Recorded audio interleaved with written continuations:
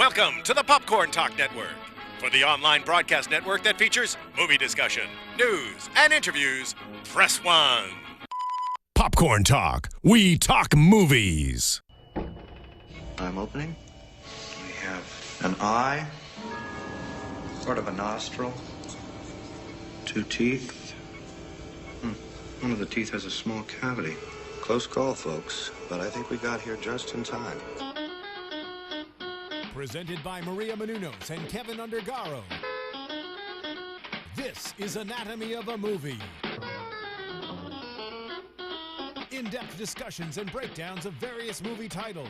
And now that you've seen the movie, let the dissection begin.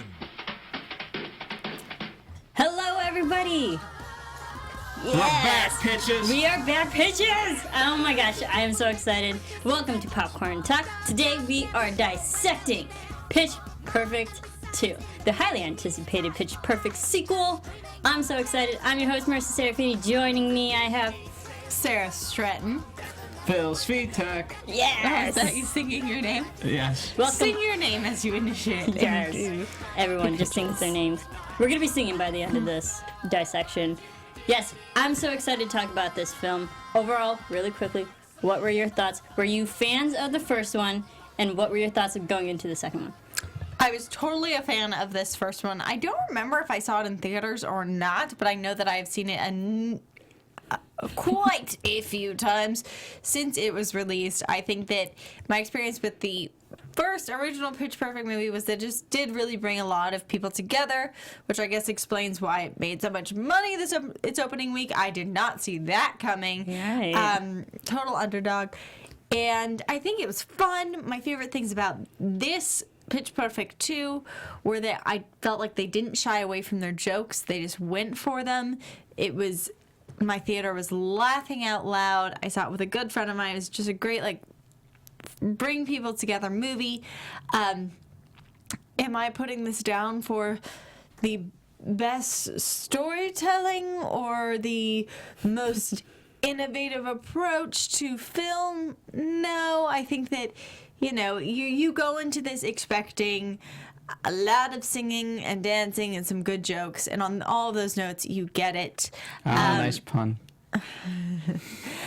But if you are going into this trying to be like, I want to see really full through story arcs and things to come full circle and to be surprised, it doesn't really offer that as much. Right. Which I can forgive it for, because sometimes all you want is, laughter is good for your health. It is. Phil, how about you? I didn't see Pitch Perfect in theaters. In fact, I thought Pitch Perfect was Fever Pitch for a long time. So I thought it was a baseball movie. Wrong one. And then I saw it one time when I was sick, and it was good. And then this one started coming out, and I got excited for this one. To Sarah's point, the storytelling, very predictable, but there's no shame in knowing where a story's going as long as you can enjoy it, and they made us enjoy it the whole way through. I thought in terms of the jokes, as you mentioned, they went for it. I mean, this movie, there were some kids in this movie with parents, and they were talking about boobs and vajayjays and everything in between. I was like, oh my god. And racism and Sexism and politics and Yeah, there was a lot I there. agree. So, I enjoyed it. I like that we kind of expanded the universe a little bit since the first movie. Mm-hmm. So we weren't dealing with the same type of stuff. Original songs were great. The not original songs were great. So, and I like that. Here's the thing. I have to say, Das Sound Machine is a little bit better to me. Okay. All right. If I was judging, I would pick them. We'll get into it. First of all, I might be with you. I was a huge fan of Pitch Perfect, the first movie, because I was a big fan of Glee. So this totally up my field, my demographic. I love musicals. I love when people sing on screen. It's fun. It's fascinating. There's always fun dancing and music. So, of course, I was going to love Pitch Perfect, the first one, and then as great as that was, because when I walked out of that film, I was immediately, while I was walking back to my car, I was immediately downloading the soundtrack. So, yes, great impact the first time, and then coming into the second one, I was so excited. And watching this in my theater, I'm not the person who raucously laughs out loud, but I was laughing at everything, and I loved it. So many jokes, and I saw this film twice. And so I laughed a lot the first time, and then I laughed even more the second time, because I caught all the jokes that didn't catch the first time. I was like, I didn't realize how funny it was, and I really enjoyed it. We'll get into it.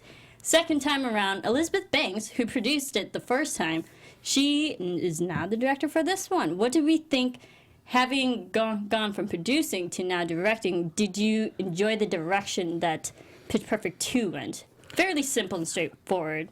To me, the direction very much highlighted Elizabeth Banks' strength, and that we got a lot of comedy coming from very different characters, even ones that you might not know their character's name or their full story, but even they can bring you to a laugh.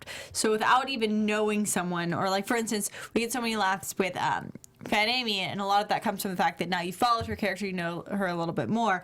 But within Elizabeth Banks' direction is you get laughs from very unknown characters.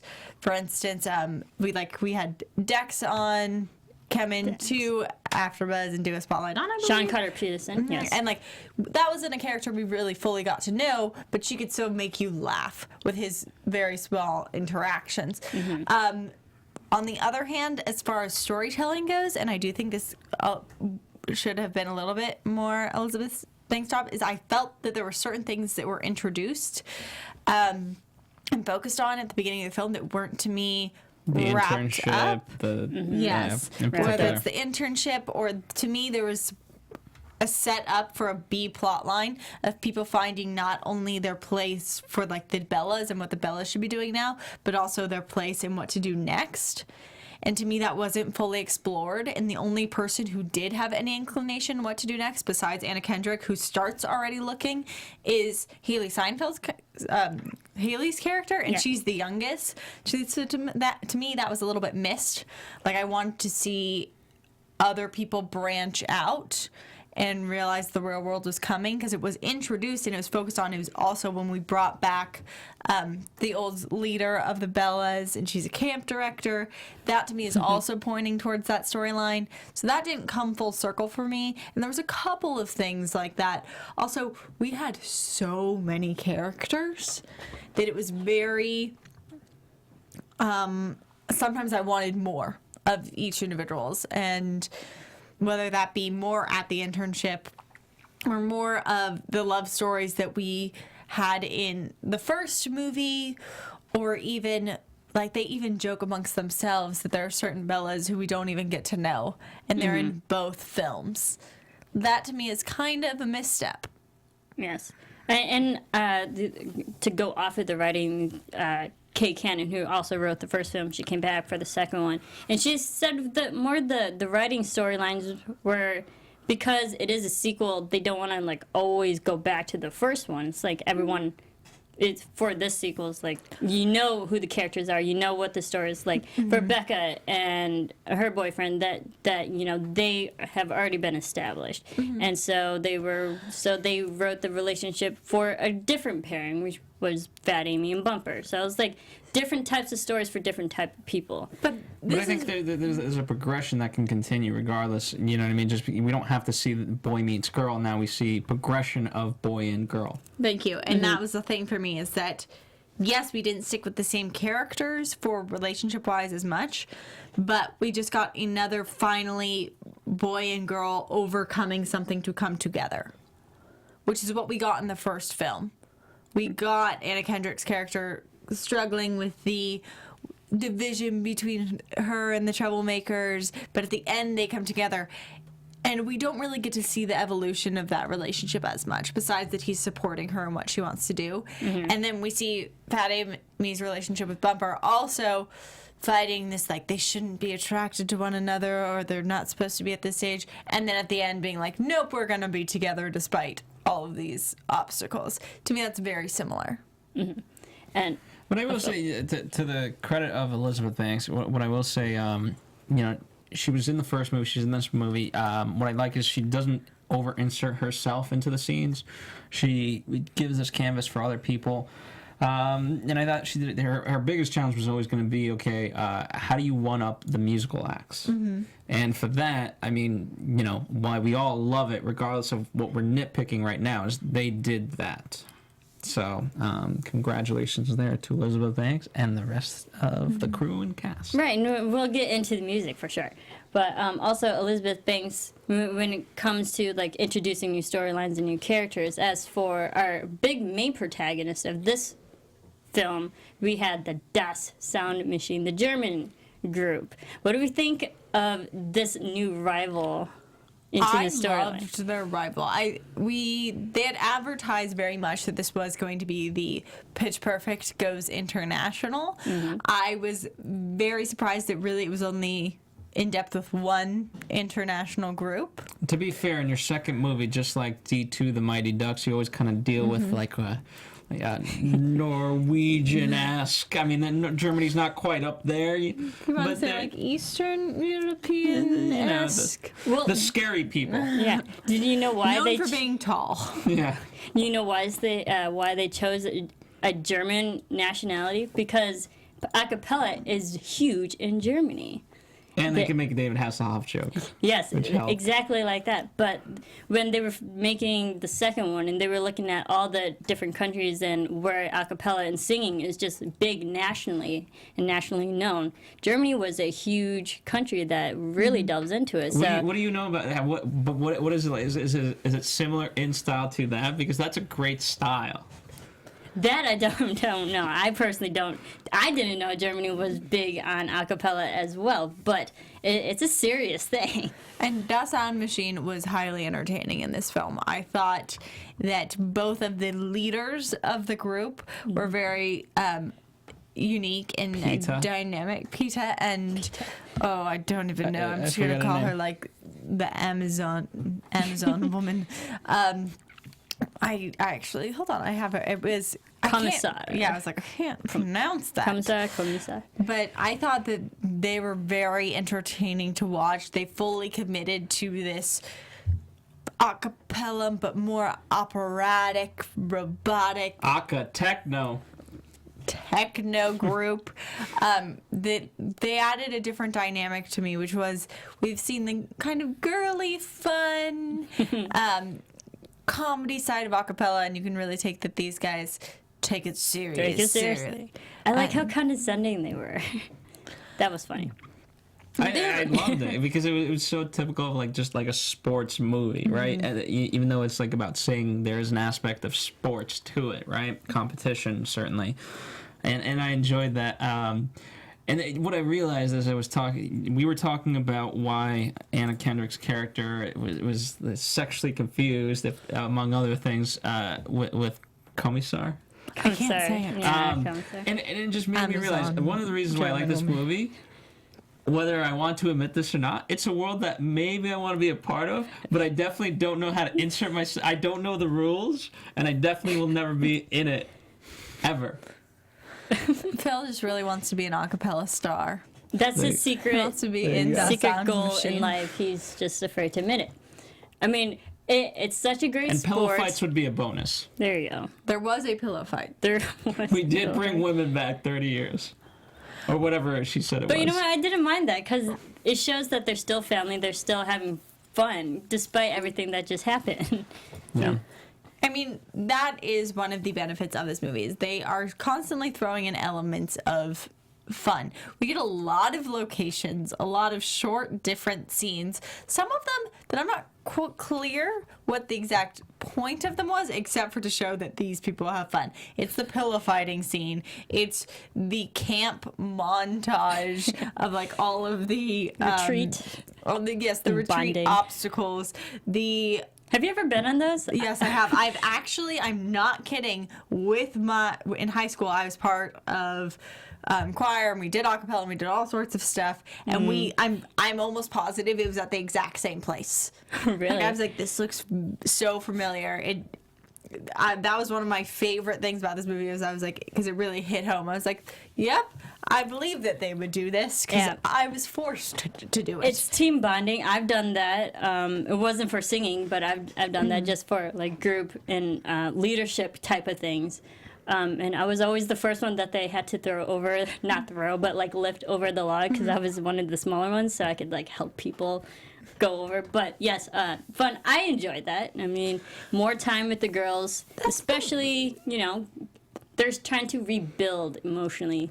Well, so you pointed out this movie is just about enjoying getting through it, and that is why you enjoy it. Is there's a lot of scenes that are just kind of there for the fun of having them. Yeah. Maybe to set up a little bit of exposition or to give you some plot, but when we go into the random house that has like a secret entrance into an a cappella battle with a giant Fight Club, Fight Club ripoff. All of these are it's just constantly finding new ways to have fun and new, whether it's in a mansion, it's in outside with these trees, it's at a party, a college party, it's at the office. It's just finding new locations. I mean, here's the thing: you had to have that moment of them. The sound machine and them, they had to kind of interact throughout the whole movie, and they interacted less and less up until the finale, so to speak. So to have that, you needed it. Mm-hmm. And so you're like, okay, what excuse can we come up with for them to sing off in any way? Well, here's this weirdo guy that loves a cappella, and we're going to shade you from the ridiculousness of their circumstances by adding in the Green Bay Packers, because now you're going to focus on the ridiculousness of them being there. Well, let's talk about this whole riff-off scene, because I thoroughly enjoyed it. I loved the first riff-off from the first one, because that was such a huge scene that a lot of people don't know like really existed, that people battle like that. Mm-hmm. And so, of course, they had to bring that into the second one for a new version. But also, Green Bay Packers, there's really... the scene. Yes. This is how they got involved with it. They're actually big fans of the Pitch Perfect 1 movie. And they tweeted out to Elizabeth Banks, like, hey, big fan. I don't follow football or Green Packers, so forgive me, I'm forgetting their names. Aaron Rodgers? No, Russell, I believe, or the one of the main players. He tweeted out to Elizabeth Banks saying he loved it and he would just love a cameo. And somehow, she's like, "Do you sing?" With the power of all the this, players were Clay Matthews, David Matthews. There we go, Clay Matthews. I think for Sarah, this is a lesson that if you tweet a director, you will be cast in a movie. I'm gonna say that he's already a famous person who I think provided something funny to add to this movie. You can't just run with a joke. But it's also a lot of people would expect Green Bay Packers, the manly men, really enjoying a film like this as well. So that plus there's an element of there's a lot of sexual stuff, and so the Green Bay Packers certainly is not clean. No, want to be the meat in that sandwich. That was funny. But so they made an agreement. They're like, they agreed that they would sing. They're like, give us songs and we will practice. We are athletes. We will work hard to be in this movie if you cast us. And then somehow they performed and added the songs, which they didn't have choice over song choices for that. But that's how they got onto this film. But the ironic thing is the writer.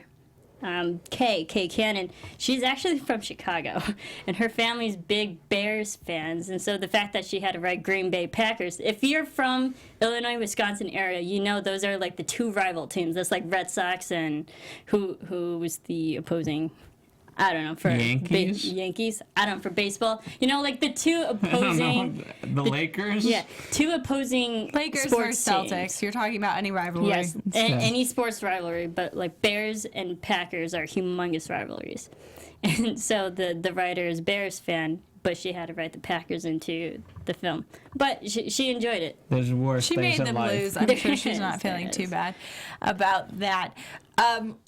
We're talking about. Speaking of rivalries, one thing that was sad to me, I don't want to start with a negative. So we transferred this whole thing into making it an international battle. We've taken out a lot of the college that was originally Pitch Perfect, although they are still in college. We just kind of eliminated that plot line, which part of me was like, oh, but that's so much of what the a cappella world is when you do make this the pedestal, like the pinnacle of your life is being part of this a cappella team. And that kind of dissolved away from me a little bit. Like, I mean, I don't know. You had time-wise, right? If you did like a screen count, you had elements of it with the new girl. You had the party. You had the mom who just loved talking about like her college days, and then spending time in their little sorority house type So you know, and internships in general, right? So they obviously was there. Just that wasn't the point. Yeah, despite the time, it was a needed sacrifice, especially to make things bigger, to take a movie and put it to a bigger scale. Literally international scale. What about the inciting incident of all of this? That, like, just the fact, like, first off, I didn't think, like, how could you have this girl just hang on whatever, like a bed sheet? Yeah, silks. Silk sheets. Like, for safety alone, you would have some sort of harness, whether invisible or not. No, people perform in silks all the time. I mean, it's like a Cirque du popular Soleil thing. and when I do that all the time. Okay, fair enough. But I mean, when they were filming it, It's called aerial arts. they obviously put her on harnesses along, but Rebel Wilson did do 5 months of training because she did her own stunts, and she had to do the strengthening and conditioning for that as well. But for that, but here's the thing. I want to ask her because, you know, not that she's here, but I would love to, you know, she was supposed to mess up, so why even train for that? You just gotta, like, flip. Well, when you're hanging in the air for, like, 4 hours a day, yeah, that's gonna get exhausting. Fair enough. As for the inciting incident, to me at least, this movie stuck true to its form. The inciting incident of her flashing The president, which was a wonderful cameo, and World was very like, push it to its limits. Let's do something outrageous that no one wants to see. I don't know exactly how to phrase that, but it just was to the character of this. It's just not appropriate community. to see in that moment. How about that? There we go. Yes. I liked how they did start off this film because 3 years have passed, and they quickly explained that in the first 3 minutes that they've already won all these national championships. That they are top dogs now. No one can beat them. And then we start off with this big exciting incident, and like they're immediately crushed and they're back on ground level. So it's like that whole rebuilding. Like, okay, we started at the top, now we're back at the bottom. They had a lot of strong building blocks, that being one. They acknowledge that they have not had any competitors. They've put them at the position of winning, so we know that we have to see them fall. And we don't get we get the inciting incident of the fall, but we just keep seeing them take steps down the ladder. The first step is that they're shunned and their title is stripped. The second step, that they can't go through recruitment. Then they have that first performance, that it's an utter failure. Like, we see them lose who they are. Exactly. It's a gradual fall. So they set that up really nicely. They also give you the new character of the incoming freshman, Emily, which is the new meat. Also, the potential to continue this world, because you have people graduating and needing to find lives. That's a good building block to set up. Also, they do include other characters who we suppose have come in these past 3 years of competition and give them each personalities, jokes, their own funny things. So they set up, I felt like the premise was really strong. To me, I really like the girl who was all about, I had diarrhea for 7 years. So there. Chrissy Finn, who actually did come to AfterBuzz TV Studios to do an interview as well. You should listen to her. She was fun. Yeah, I thought that was a good element of it. It's like, this is the worst thing in life. Not really. No, definitely. I thought they were really funny. Tons of new, exciting. It's hard, though, because we didn't get... I wanted more stories. I wanted a fuller story from some of our characters. For instance, we got 2 returning characters from Pitch Perfect who were in the Bellas and came back. And we made a joke about the fact that we didn't even really know their names. But that made me want to know more about them. Especially knowing that these actors are very trained singers and dancers and got into this movie in the first place because of their vocal talent. I want to explore them a little more. Maybe give them a solo. Maybe have them win or lose the riff off. Things like that, where they had so many characters that were funny and interesting that it kind of made me, it was bittersweet because I wanted to know more about them. Fair enough. I mean, yeah, I think absolutely in that way. I mean, the biggest struggle, you know, how do you, when you do a movie like this, do you just like pie chart it and be like, okay, we got to spend this time with this time, you know what I mean? Like, you can look at it scientifically of how to assign what to you know, time-wise to who, but it's always going to come down to a feeling. You know, and what's right rather than, okay, what seems to well, work. Well, this movie also numbers-wise. chose not to make any character sacrifices. No. We sacrificed time with them, but we didn't really lose any characters completely. We had characters who should have been out of the picture because of timeline, but were made excuses for coming back or sticking around. And even those that weren't around, we went and visited. Like, we didn't get rid of any of our leading protagonists from the first film. I thought Bumper, he was the most expensive. Like, you know, not saying that it was bad in the plot or whatever, because it did bring great moments, but in terms of what you could have done, you could have gotten rid of him altogether. Or I think Dax, the intern at the state, they gave him a lot of lines. I mean, I didn't like that part, only because it's just so stereotypical. Like, how are you a successful record company with this amount of like this idiot? This amount of incompetency. Mm-hmm. So because he is the visionary, Becca's boss. That is his. Right. But I didn't see him come up with a vision. Like, what vision did he come up with? But I think that's exactly the reason for his character, to show that he is just the person, like, why is he there? How is he still there? Mm-hmm. But he's the only person that shows that he's so bad there at his job there, it makes Becca look good. No, but I'm not saying, I'm saying the boss in particular. I never saw, you know, apart from coming up with an album for Snoop Dogg. Like, he didn't have a solution of, like, why this is bad, what we should do, etc. He didn't verify his genius, or we didn't have any visual representation. Well, he sleeps on a bed of Grammys.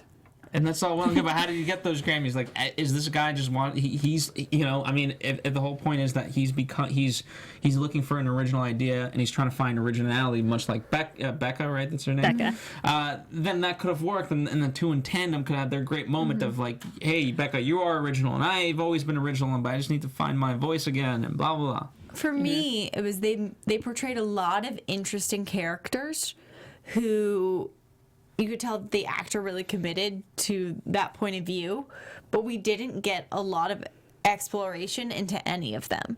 Versus in the first movie, you really get to know Becca. Like, you really get to see her as a character. You get to see what she's struggling with her home life, now going to college, what she wants.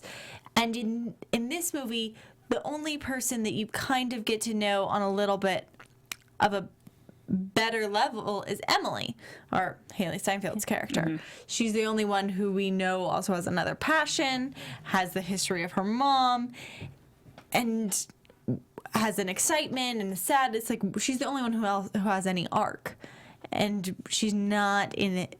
Percentage-wise, she doesn't take up more of the movie than a lot of other characters. Right. Well, it's just difficult to go deep when you know. I mean, Marisa saw this twice, and then if she sees it a third time, I'm sure there's still jokes that she missed. So when you have that amount of jokes flying at that pace, yeah, how deep can you really get? But that's the thing. The first one was funny, and I'm going to say I like the first one better because I did have more of a connection to the character.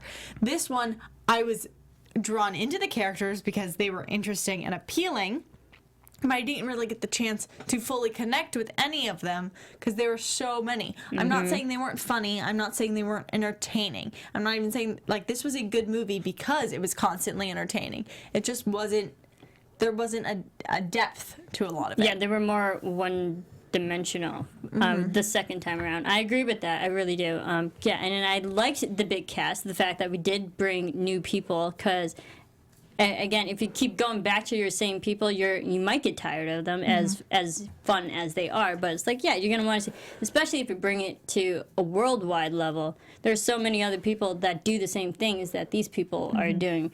Who are they like, or like what are they like, and who are these type of people? So like, what do you guys think of? Emily's the biggest kind of new person apart from DOS Sound Machine duo there. What do you guys think of her?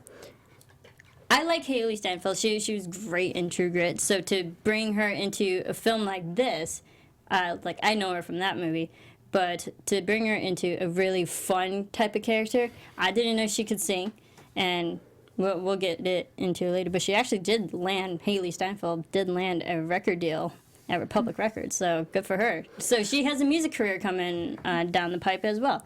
I liked her character, and I thought it was new, bringing in a whole storyline that there's legacies, because every single time there's like, we've been part of the a cappella group Barden Bellas for years and years and years, but to actually have another story is like, no, this is tradition. This is an elite type of exclusive group. So I liked how they brought that into it. I thought she brought a sense of youth to it. I thought she did have a lot of, especially energy-wise, she had a lot of energy in her scenes. She added in the element of the original song, helping them find their sound, becoming really part of this group, bringing, of course, Flashlight into the mix, which became like this movie's anthem or one of their signatures. So she was fun. I didn't think you needed the love story though. With her, as I realize it now, more like Bumper we could have lost. However, if we're gonna, I feel like we could have kept Bumper versus like she didn't need a thing. And I thought with Benji, Jesse could have brought the flashlights at the end, and it could have been a nice tie-in to him supporting Becca and doing it that way. We did a lot of quantity in this film. We did. There was lots of quantity over. I don't know if I want to say quality. Okay, I get that. Maybe we could have given, but also just for the character, Flashlight was Emily's song, but it started by Becca, but then ended with. It needed Emily. The synergy of the two of them, right? That was the whole thing. Like, hey, we should work together. And they did the mashup, and then they did the original song, and through these, it was the perfect marriage of the two of them coming together, becoming friends, and so on and so forth. My question is, who did you guys feel this story was about? Because the first film is very much a story about Becca and about her inclusion into this group, the Bellas. In this movie, I'm not really sure whose story it is. Because to me, it's not completely Becca's. It's not completely, but if I had to point the direction anywhere, it's Becca's simply because she found her originality. And the fact that she does have talent to be a music producer. But in my opinion, we already know that. In my opinion, we already learned that about Becca in the first film, was that it was her embracing her talent and showing that she could do this. And I didn't learn a whole lot more, except for now she not only do this, but she can do this with some help. I felt like the story was kind of partially Becca's, partially Emily's, and then there was, of course, what the Bellas were going through. To me, I don't think it narrowed in enough on one person's perspective, or at the same time, I didn't get deep enough into everyone's opinion on what they were going through. I knew that they needed each other. I knew that this was about being able to find their sound and realize sometimes that less is more. And that there's a power in being genuine, and there's a power in being simple instead of throwing flames and silks and hula hoops. But I was just kind of like, whose story is this? Like, what do we see next? What do we learn about each of these characters that we didn't already know? Because I already knew that Becca was being persistent, but also had some fear. I've also learned that she can overcome them. For Emily, she also has some fear and talent, and then she overcomes it. I wanted do you think because I think Fat Amy's kind of progression was admitting her insecurities, because I think she, as a character, she masks a lot of the things that she feels through jokes. Do you guys feel if there was an arc that she achieved it? That she came. I think she just embraced it more than she already has. Well, she has insecurities and that she's just gonna tell jokes. I guess. Well, she does she becomes vulnerable through song. And they embrace each other because she sings to him and he joins her. All right, yeah, let's talk about the scene. So we had the whole dinner with Bumper and Amy trying to define their relationship, and then Amy says no. And then later on, she finally admits Which subconsciously, is pretty pitchy to me. Yeah, Freudian ways, like she really is in love with Bumper. I do have to admit, this was my favorite scene of the whole film, because I laughed throughout the entire thing. This was when I was like obnoxiously laughing out loud because it was so damn funny. The We Belong, plus I love Pat Benatar. What do you think of her performance and just her going across the lake in a very comedic way and then trying to cross the road like, I'm soloing here? Comedic timing, wonderful. Yeah.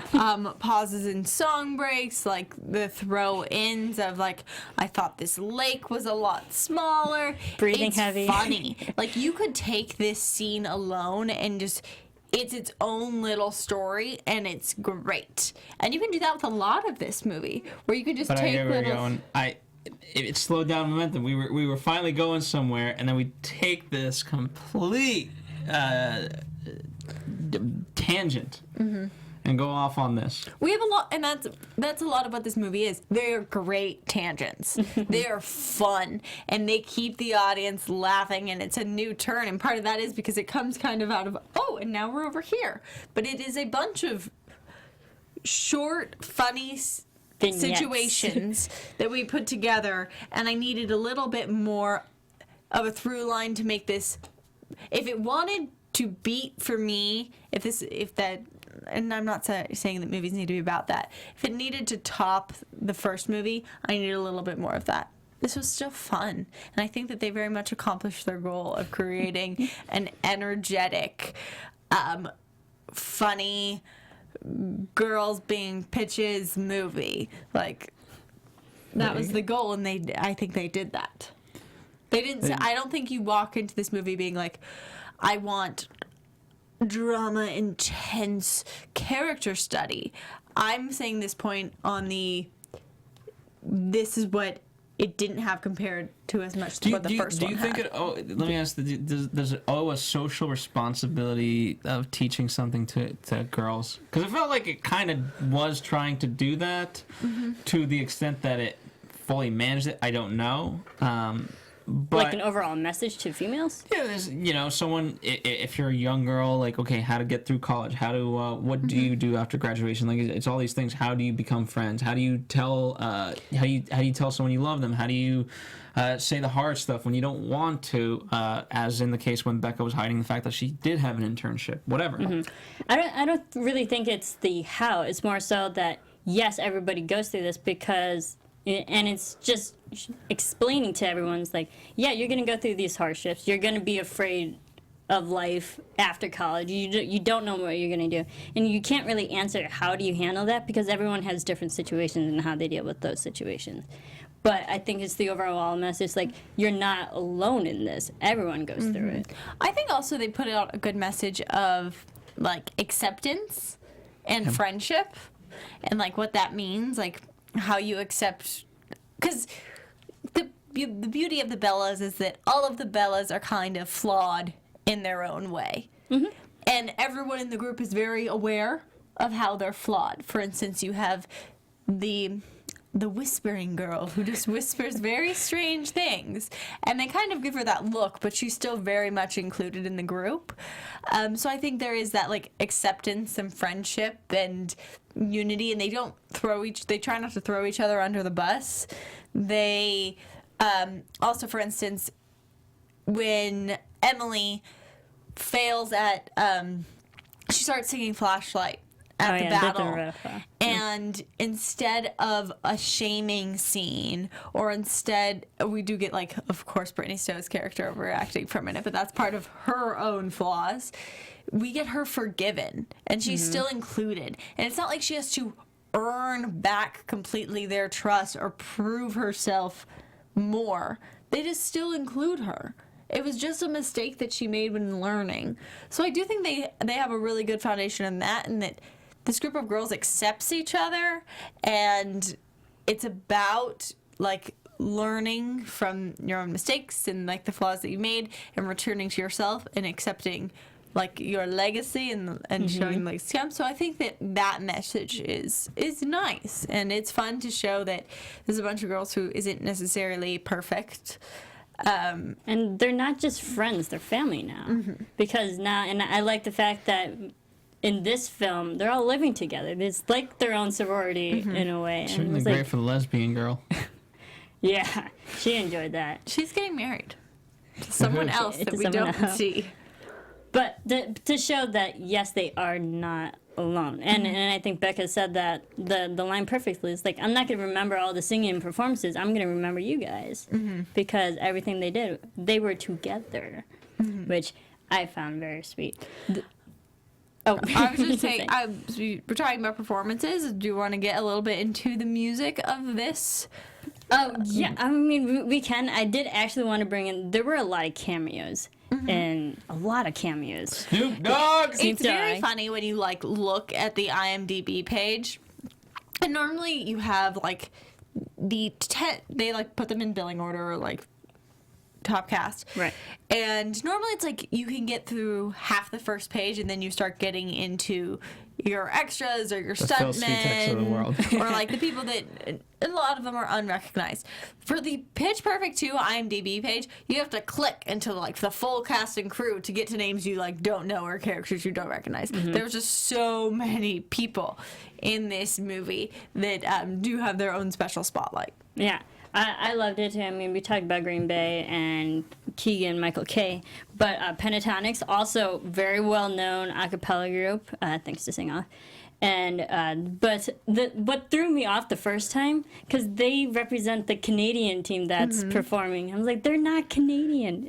Which threw me off. I was like, no, okay, but I was like really looking forward to them, because I thought we'd get them at a riff off or something, because even months ago when they were filming, there was the whole news that Pentatonics is also going to be in Pitch Perfect. I was like, oh yes, this is going to be awesome. And we saw them for 1 second. Not even. Yeah, but I mean, again, speaking of all... Pentatonics movie. Yeah, speaking of all the characters that we had, like, you know, there's no way you can give now these guys more stuff to. Yeah. And the benefit is to you know them. Obviously, we all can say we like Snoop Dogg. Like, you don't need much of Snoop Dogg, because there's a lot established there, and they are playing themselves now. Whether they're playing themselves to a ridiculous extent. Snoop Dogg saying that's groovy. I know. Groovy like a driving movie. And he was great and funny. I liked him. And then also we had Flula Borg, who plays the male antagonist of Das Sound Machine, who's a big YouTube star. And I personally didn't know him, but I guess he's a humongous YouTube sensation. He's a comedian. He's very musical inclined, and that's how he got onto Pitch Perfect. Well, I think he did a good job. I don't know him as a YouTube star. I also don't know the Pentatonics. I just kind of went into this movie just for the movie, and I think he did a fantastic portrayal. Him and his co-antagonists were funny and dramatic and very intimidating. Yeah, and then we also had Reggie Watts, comedian as well. He's a singer, beatbox, stand-up comedian. He was the man with the fro, the afro, and the male group, the alumni singing group at the riff off. So, Penn Malassa was Team India, and the Philharmonic as Team Philippines. Yes. Well, at the end competition, which we have where they all they all sing the same song. Yeah. Except for the two lead groups that sing a different songs. Okay, Sorry. yeah, Sarah, before we went live on air, you were mentioning that for the whole montage of all the different groups singing at the international performances, you had an issue that it was just one song. Yeah, so I was bothered by the fact that when we got to the international competition, I want to see an international competition. And if the competition is hi, all of these teams need to perform the same song, and whoever does the best rendition wins, great. But what we got was 75% of the team sang the same song in different ways. And then we got to our 2 final teams, which of course were last, and they sung their own things. And to me, that really broke the line of realism. To be fair, if this was a real competition, here's how I imagine it to be. Number 1, that's phase 1, whatever you want to call it. Phase 2 is you get a set. You pick from a list of 20 to use 4, and then you do something that you totally want on your own. Yeah, but it just really broke the realism for me. And if it's By the way, I'm starting that competition tomorrow. Also, like, one of the things about sports movies, competition movies, is you have to increase the chance that anybody could win. And, like, we do know that it's going to get to the final 2, but I want to see the third person compete. I don't want to pretend that we live in a world where no one else matters and it's all about these 2 teams.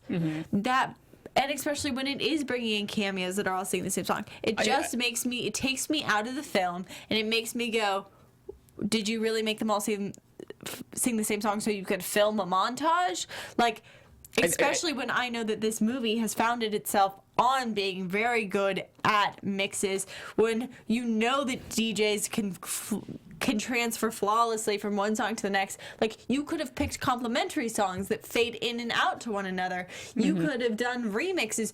There's so much you could have done versus do the same song and then break that line and add in new songs, and that it just pulled me out, and it didn't make me as invested in the competition.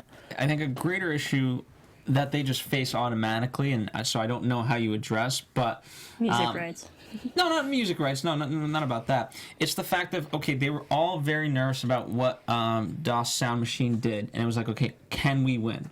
Well, you know your routine, so you know it's either going to be good or it's not, So then, because it's not like you're going out to play basketball where it's like, okay, it's decided on the court, like you literally play against each other. This is a competition of, okay, either our thing is better, either we are better than them or not. And so if you've just watched them, you can kind of decipher, okay, you know what we got certainly matches up to that.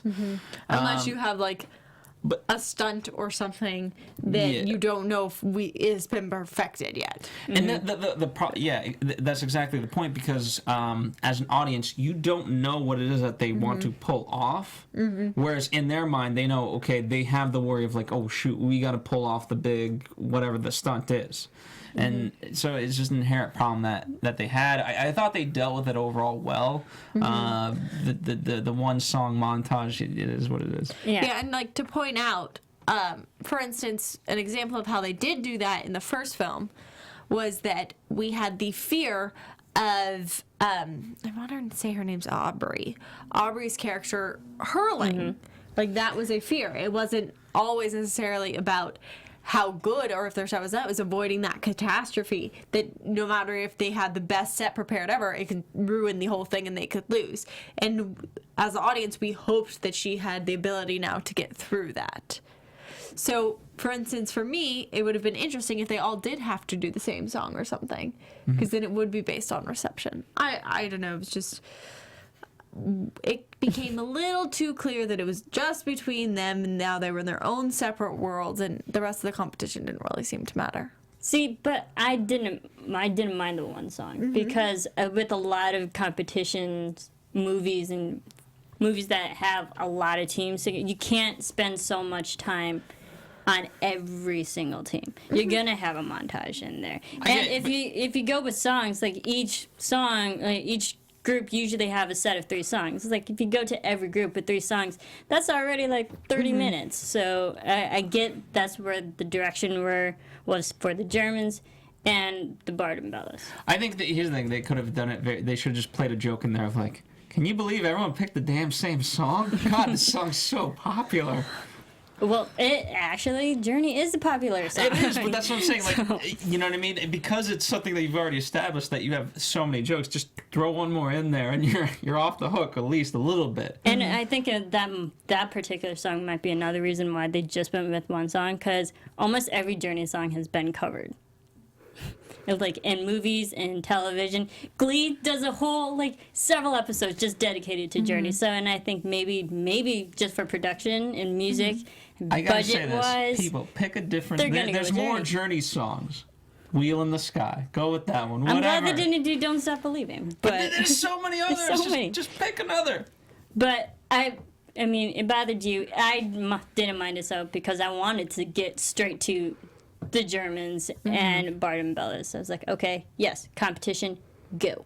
Here's the thing: if you're gonna, I mean, to that token, if you're gonna just do that, just don't even show the rest of them. Yeah. You know what I mean? Like, it is what it is. Like, you don't need to. You say, oh, and the Canadians did really well, and blah, blah, blah, blah, and you just skip it. And they're done. That's it. You know, and you would have saved yourself some money, too. Yes. For sure, but then you wouldn't have to say, we had this cameo in there. You can still moment. film, like, 5 minutes of it, and then just use it as, like, a little, whatever, replay monitor without audio. Done. I could produce these things. Well, yeah, there was the whole projection behind them. But what do we think of the actual performances? We'll start with Das Machine, Sound Machine. What do we think of their songs for the international performance? 9.5. I'll give Right. it They a had, 9. they sung My Songs Know What You Did in the Dark, and Can all we, I do can we is play win. that? No, I mean, can we play it underneath so we just kind of have it as like a reference point? I can pick out I stuff. could play that- right here, but the audio would not be good. No, I want it from the booth.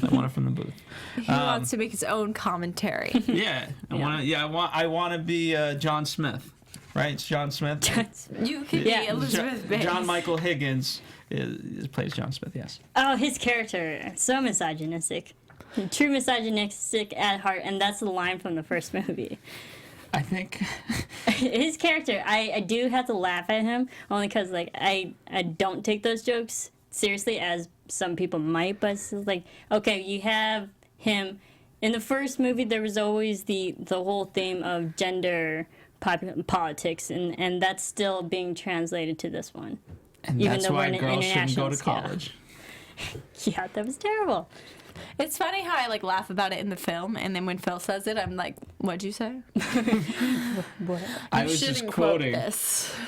I was Just simply stop. quoting. For Yeah. some reason, it like exists in the box of the theater, and in that theater, I find it funny, and then you come out of the theater, I'm like, I don't find it funny anymore. So you give it a 9. Oh, I was giving the DOS Sound Machine It very does. high scores. I liked the DOS Sound Machine group.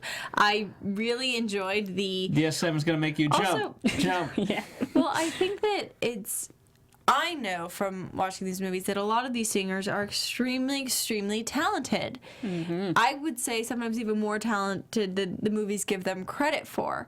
Anna Kendrick, of course, we've been very aware of her musical talents from Broadway to Into the Woods to the last 5 years. She has a lot of singing appearances. Yep. But also when Camp. you get into the other some minor characters also have strong backgrounds in singing, in a cappella. They're very talented people, and I felt like musically, when I would hear some of the DOS Sound Machine's work, I could hear those other layers. Like some of their songs had a more operatic tune. It wasn't so peppy and as pop sounding as a lot of the acapella we've been hearing. It had this depth and like classical nature to it, which to me did stick with their like very like being trained, like rigorous training and efficiency and precision, which is very much the tools in classical music. So I liked that element. I liked that different sound that we got to hear. Right. I did enjoy that Sound Machine. I loved their performance. That the whole flashy lights and the little fire explosions and fireworks behind them. That was fun. And I get that's what established their group and what makes them intimidating and threatening is like, oh, can we beat them? Because they are so in your face and very talented in that way. I get that intimidation factor. They speak 8 languages, but loser is not one Loser's of not them. one of them. I mean, I thoroughly enjoyed those songs and their performance a little bit more than what the Barden Bellas did. That is For their a problem. Okay, so speaking about Barden Bellas, I like the songs. I did like the performances. I think they went with simple, short, simplistic, Here's the thing. simplistic Here's the thing. They were and sentimental. That's their winning factor. How you could have done this, right?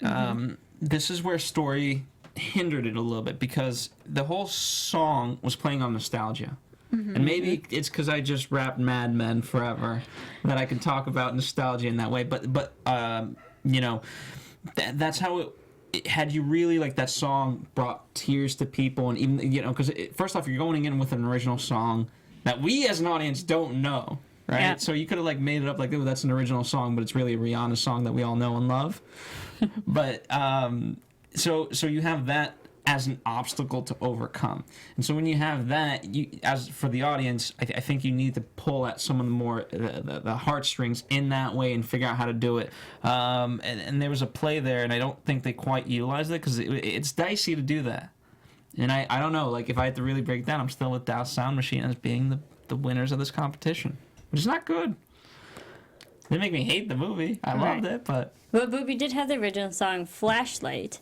And that, do you think Flashlight is up to par with what Cups was from the first Pitch Perfect movie, which was Billboard top charting song? Well, they introduced it a couple times, right? So it's not like four it just times. came They in. sang Flashlight 4 times in this film. So they try to get you to know it. I think that if I'm thinking about it, the thing is, I really feel like that comes to personal preference, and you never really know how people are going to connect to music and to a song. I think that everyone wants to write a song that emotionally or rhythmically affects someone. I think that's why you write songs, to get things out there, to get people on your side. And you never know how many people it's going to draw in. If I speak personally, I like Cups more. I just do. I can't even really tell you why. It's just something that feels very, like... Can we play Cups? I need a refresher. I need a refresher on this one. Singing with your friends, like, there's just a genuineness to it that I don't feel like it's trying very hard, versus there was a pressure to make Flashlight the theme, the hit of it. And while, like, the lyrics are fine and I understand, this is Cups. Yes. There you go. Oh, yeah. Okay. Yeah, Cups. It's just Thank you. It's simple and sweet, and I personally, my personal opinion is I like Cups more than Flashlight. But I would hope that some people disagree with me. Yeah, Cups was a very catchy song as well. It was very simplistic, catchy in that way. I think the technique of it was original in a different way. It utilized personality in a different way. And no offense to Flashlight, but how many songs can you write kind of in that same sentiment that could be equally as good? And that doesn't mean it's not good. It's just we kind of heard it in a different way. And Flashlight, this song was actually written by Sam Smith and Sia, which I didn't know, but I was like, okay, Sam Smith, got it. I did like this for an original song because, and I think a lot. It's a good song, I will say that. It really is. But the thing with a cappella, it's mostly covers and mashups and whatnot. And if you're gonna throw an original in there, and I think that's what the film really does showcase. Like if you're gonna throw an original song in, it's gonna throw people off. So I think that's why they had the whole song transition point from, all right, here's our mashups. Now here comes down the lights, fade down the lights, and then get into an original. And I think they, executing wise, it was very well done. It was well planned. It was definitely planned so that like you would know it by the time we got there, so that you were emotionally already invested in that song and weren't taken off guard. Because, if, for instance, think about it this way. If they had filmed it where we knew that Emily's character was working on a song that we hadn't heard, like, maybe it would have been interesting to play with, like, you hear little bits of it, or you hear, like, one word, and then by the end, you're so curious that you want to know what it is. But How did, could I ask, how did, Cups come into play? No. 8 Mile do it. Because I equate that, because Lose Yourself became a huge song. It was a song in... We never actually heard the song in the movie, but it was like one of the songs they was writing. It was kind of like, wasn't it? I might be misspeaking. I haven't seen this movie in a long time. I feel like it was a theme in the soundtrack. So yeah, it wasn't a part of the thing. Yeah, I feel like we were already familiarized with part of the song, so by the time we got there, it was more of like an intertwining of things we've already heard. Like they put in elements of the song beforehand. Yeah. Right. I feel. And the thing with 8 Mile and that particular song, there was not just things that we heard, but things that we saw. It's like we saw Rabbit do X, Y, and Z. Like he was living in a trailer, he was doing this, he was doing that. And then when we heard the lyrics in the song, it just reflected what the audience already saw. So that's kind of how the lyrics just came Do you together. think they should have released it beforehand, just a little bit quietly, any which way to kind of just? I think they did. I know that they filmed with what is her name? Jessie J. Jessie J. J filmed like a music video for Flashlight, and she sings the song, and the Bellas, and it's filmed on the campus, and the Bellas are in it, and there's different characters in it, and she is singing this song, and I know that I saw that before I saw this movie. Okay.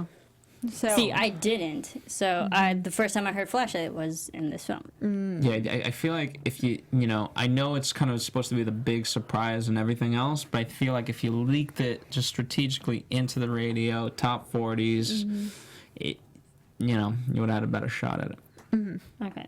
But let's go back a little bit to the riff-off. Because the riff-off itself has 17 songs in it. That's a lot. There's more songs than the first riff-off from the first one. I was hoping for more, ironically. Even though that's a lot, I was hoping for more. Because, it kept, it seemed very quick. We went from one group, and then we made a round. Like, a lot of times we didn't even finish a round. It was like, whatever. Yeah. They cut lost. off. Whatever. I mean, I think that was to them trying not to be systematic, and I think the idea of the game is that it goes on until someone's out. Yeah. And it wasn't, I think that they tried to specifically be like, it can't always be the last person to sing out. Like, we have to switch up the timing. Like, the first person has to go out, the second person has to go out. I get that, but the, who never went first? The Bellas. The DOS sound machine went twice first time. And, okay, but the interesting thing is that what I read for the music coordinators and the producers for this film, they talked about the riff-off, and that each section, you know how we have the different categories, every time they went to the next section, each song was faster beats. So just the section in itself built the emotional tension of the storylines that were going on with all these teams. Like there's the tension building, and so subconsciously the music was getting faster near the end, and then that's where it all started just being partying at the end. So I thought that was like brilliantly well done, that I didn't really think of, that each category it just upped the ante, which I thought was pretty cool. I liked it, and Elizabeth Banks said this was the Fight Club type of. She wanted that type of feel and He had the gong. grittiness. He had all those elements of wow, you gone. And the 42K, ticket to Dave & Buster's. Great. You ad. have was to have funny. some sort of goal. DMBs. Great prize. I love the Green Bay Packers reaction to that. It's like, yes, that is winning. Not bragging rights, DMDs. Well, I think that's what makes this movie funny is like they put high stakes on everything. Like everything is the best thing or the worst thing ever. Like there's no mediocre reaction to Dave & Buster's. It is like we all want the Dave & Buster's gift card. This is important. Like they just amp up the stakes for everything in this movie. Yeah. And then because we hear a lot of mashups from the first one that like were very memorable. Well, how about the mashup between Snoop and Anna Kendrick and Becca? What do we think of the Christmas song that they were recording for his new Christmas album that had to be original? Groovy like a drive-in movie. Yeah. I thought it sounded really, really cool. Also fit in with the very predictable mode. Like they set it up to show that that's what was going to happen. Yeah, Anna Kendrick actually said in an interview, because she sings "Here Comes Santa Claus" along with Snoop, that she wanted to sing a different Christmas song because "Here Comes Santa Claus" rhythm is very children type of song, and she's like, I could sing another Christmas song that was way more cooler, and apparently she didn't win that argument, and she had to sing that. What would a song like that be? She didn't say the particular song, but she had another song in mind that she wanted to sing. But what is a less children-y song? Then Christmas. You'll have to ask Anna Kendrick. Yep. I don't know what that means. I'm not a mind reader. What does that mean? Yeah.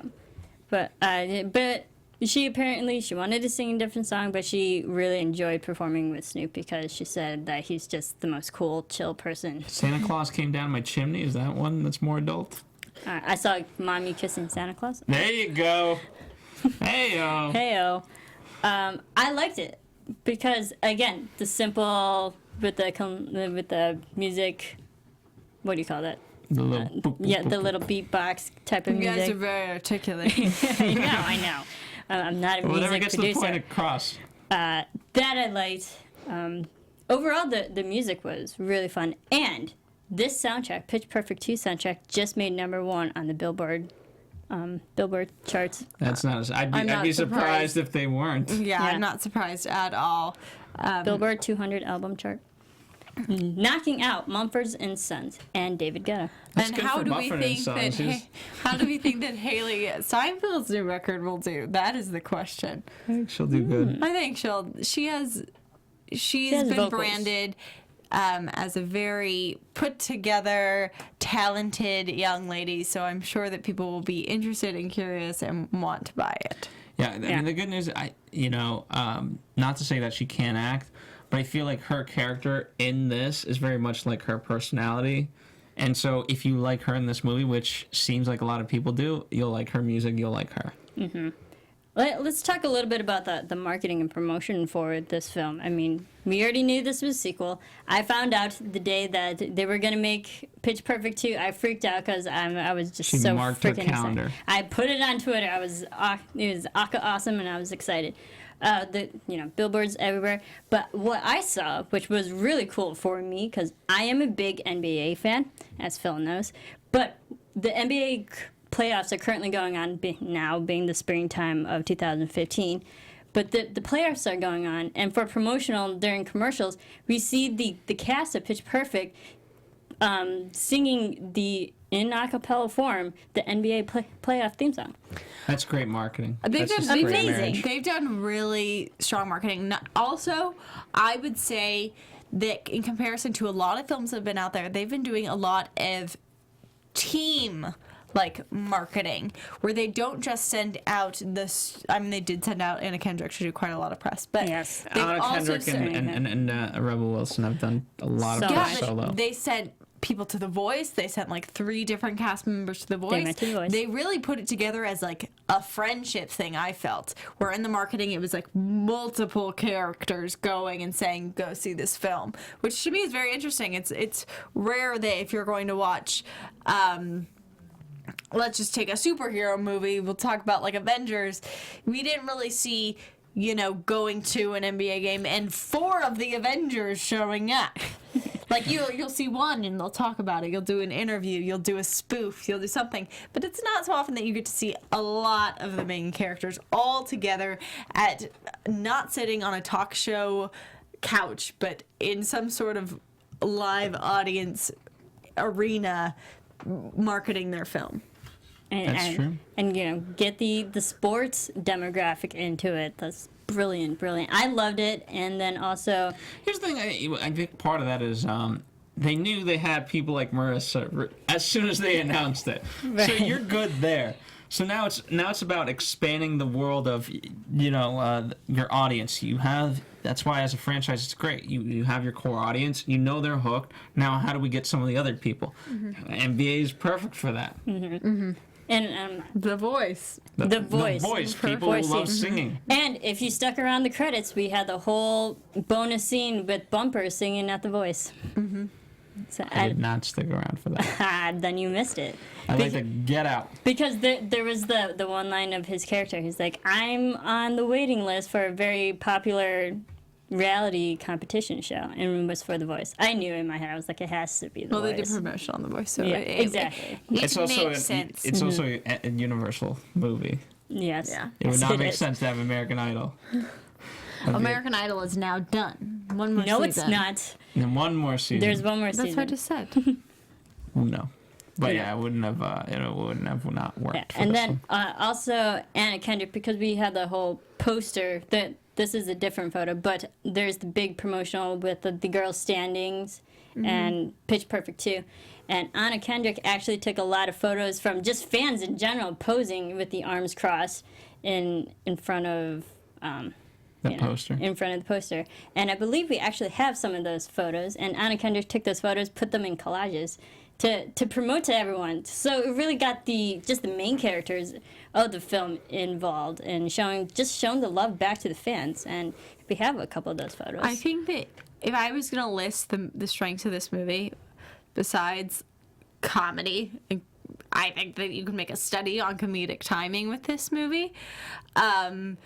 Besides that, I think also the teamwork effect of a film is really strong with this. And like there is a family feeling, not only to the audience, but to how it was made. Especially with bringing Elizabeth Banks in, being that she was a member, she was an actor, producer, and it just here we go. that grew for her. This to me very much feels like you could see this with your family, you can see this with your friends, because it was a movie made by people who act like family and friends. Yes. So This collage is overwhelming. If you're listening in iTunes, definitely check out our YouTube video. As you can see, Or post it on your Instagram. yeah, I'm posting it on you Instagram. can search it for This Anna is Kendrick. through Anna Kendrick's Instagram. She personally made a collage of all of fans sending pictures of themselves posing in front of the poster. It's like, and these aren't the biggest ones. Honestly, they just keep getting bigger and bigger. There's more and more. It's crazy. It is overwhelming. It's very involved. It's like bring the fans in, and they show their loyalty by bringing this movie huge numbers. Huge. I mean, at this point, I feel like if Anna's going to put together a collage, she should make, like, you know, how the collages that form something else? Like, it should form the poster. If you're going to put to that effort, Anna, I feel like you could go a little bit more. But the fact I'm like, sure that will be the next step. she is personally doing this. This is her time. This isn't like No, I know. her She should promotion totally, people. No, I This feel is like she her. has more time on her hands, and she could do a full collage of the poster with using collages. Yeah. Well, this film is definitely getting great reception, and it only had a $29 million budget, but made $70.3 million in its opening weekend. Took number one. Yes, blowing out Mad Max. Which What do was we think of this? I thought it was a wild card. I thought it was popular. I didn't think it was going to make that amount of money. You're talking about an opening weekend of like $70 million. That is more than the entire theater run for the first movie, because it had such a large audience from the DVD streaming, whatever, community. After it was out of theaters, that's when it really gained popularity. So it is doing so well. It's now bringing in about the same numbers, like this for the week numbers. It's been about the same as Mad Max, but definitely opening weekend numbers were higher, taking the number one spot. I think to a lot of people's surprise. Here's the thing. It's going to have trouble going up against Tomorrowland this weekend, I feel.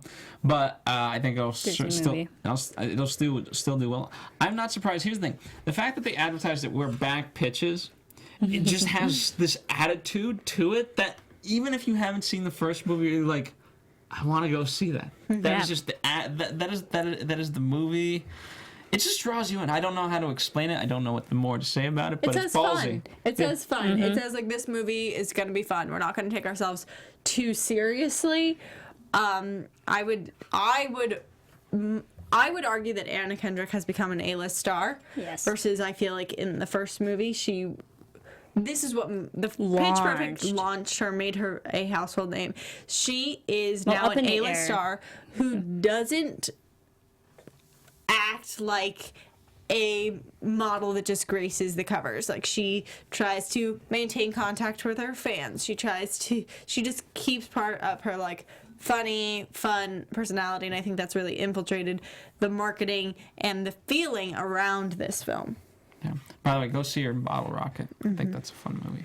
Yeah, and she's had a lot of musicals come out within 6 months. Into the Woods, the last 5 years, now Pitch Perfect 2, and then she was also in camp. So, like, Pitch Perfect 1 definitely launched her singing music and film career. I mean, Up in the Air got her in people's, attention and recognition in that way. Critical acclaim. But that's I feel like the Academy Awards is a whole different type of attitude and demographic and you have the serious level gravitas in that sense. But this really, I feel, Pitch Perfect caters to so many different people that she got exposure to, which I love. And her career is only on the up and up.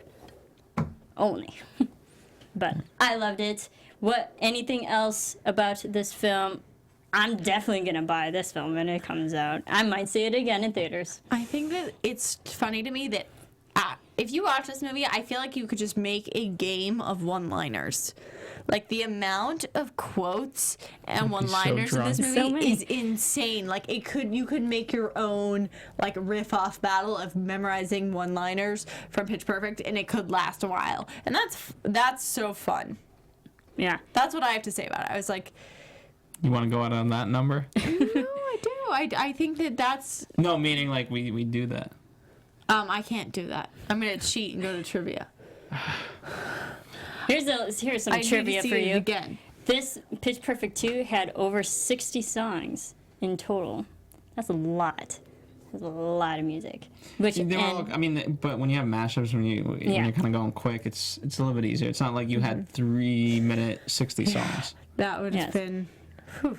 And last question to you. Do you think Pitch Perfect 1 and 2 and the success of Pitch Perfect 2 now, do you think it's good enough for a Pitch Perfect 3? Absolutely. Yeah, I mean, I think money-wise, they've shown that they can bring in the audience. I think that if they do another one of these movies, I think you have to recognize that, and not everyone's going to love them for it, but you can't follow all the same characters again. Mm-hmm. You have to pick something to stay with. This time they tried to combine keeping all the characters and the school. You have to get rid of one. Either follow the group outside of college, or follow some of the characters and what they're doing or what brings them back, or follow the group as it is. It doesn't, in my opinion, work to keep adding and adding and adding, because it's just going to make everything too surface. Mm-hmm. Like, you need to get... By the way, More for Glee. Glee is the perfect example of what, they've gone through the struggles, for better or worse. Like, you can say Glee had its successes, Glee had its downfalls, and whatever else, but that's a perfect example of, okay, here's what they tried, here's how we can do it better. Mm-hmm. It's not a knock on Glee. Obviously, they are huge pioneers with a lot of the stuff that they did. You need to fall in love with more characters. In every movie, you should be falling in love with a different character or learning something new. There you go.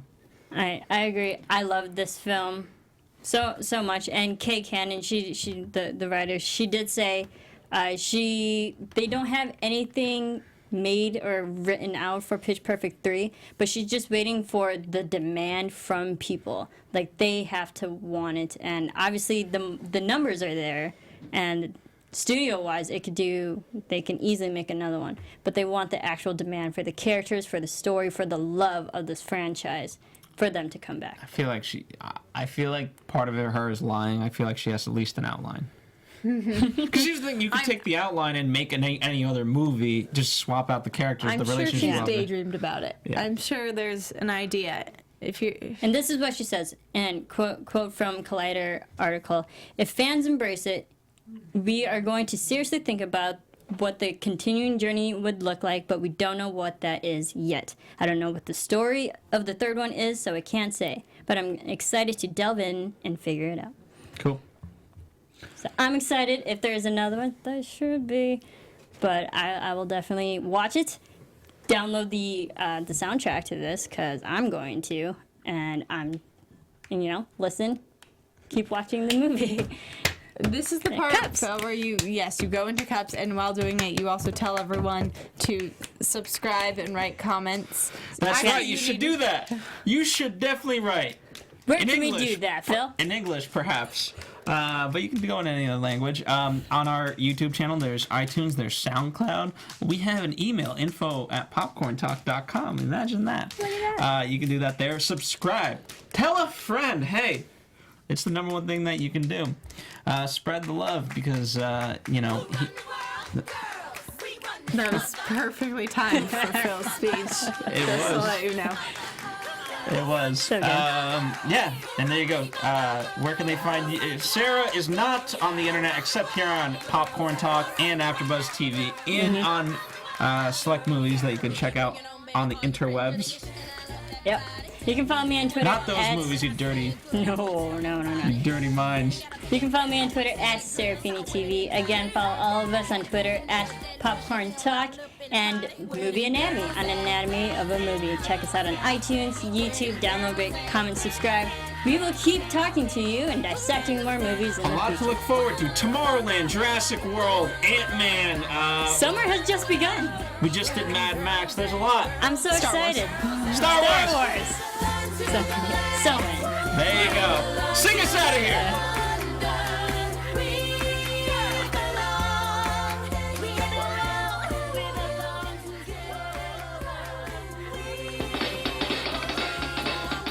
From producers Maria Menounos, Kevin Undergaro, Phil Svitek, and the rest of the Anatomy of a Movie staff, we would like to thank you for listening and subscribing to the show. If you have any questions or comments, feel free to email or tweet us. I'm Sir Richard Wentworth, and this has been Anatomy of a Movie.